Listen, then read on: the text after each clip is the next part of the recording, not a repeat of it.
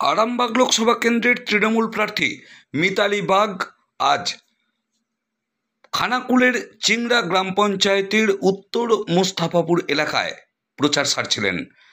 তিনি তার গাড়িটি রাস্তার ধারে রেখে এলাকার ভেতরে তিনি প্রচার করছিলেন। আর ঠিক সেই সময়ে কিছু দুষ্কৃতী এসে তার গাড়ি ভাঙচুর করে। অভিযোগের তীর বিজেপির দিকে। গোটা ঘটনা অস্বীকার করেছেন বিজেপির আরামবাগ সাংগঠনিক জেলার সভাপতি বিমান ঘোষ। তিনি পরিষ্কার বলেছেন এতে বিজেপি জড়িত নয়। কি বলছেন তৃণমূল আরামবাগ সাংগঠনিক জেলার চেয়ারম্যান স্বপন নন্দী, আমরা শুনব। দেখুন সেই ছবি। খানাকুল থেকে নিজস্ব সংবাদদাতা রিপোর্ট, নিউজ 7 সকাল লাইভ।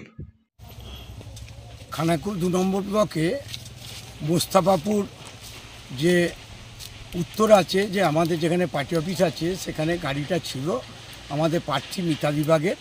ও বাড়ি বাড়ি প্রচার করছে, কিন্তু গাড়িটা ওই বাঁধের ওপর রাস্তার উপর ছিল।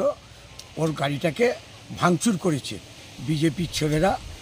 আমরা প্রশাসনকে জানিয়েছি, প্রশাসন নিশ্চয়ই যথাযথ ব্যবস্থা নেবে।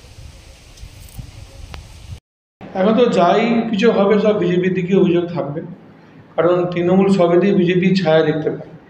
উনি ওখানে প্রচারে গিয়েছেন।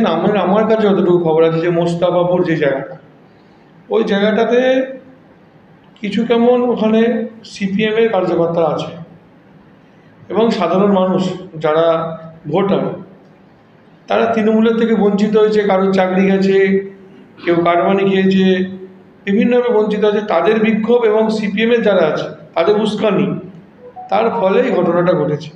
তো সেখানে বিজেপিকে দোষারোপ করছে। কী করা যাবে? আমরা তো সবেতেই দোষারোপ খাই, কারণ আমরা এই বাংলার একমাত্র পার্টি, সর্ববৃহৎ পার্টি বাংলার এই মুহূর্তে দাঁড়িয়ে।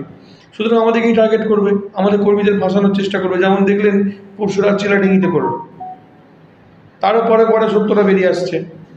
এটা এইসব নাটকবাজি করে প্রচারে আলো আসা যাবে না।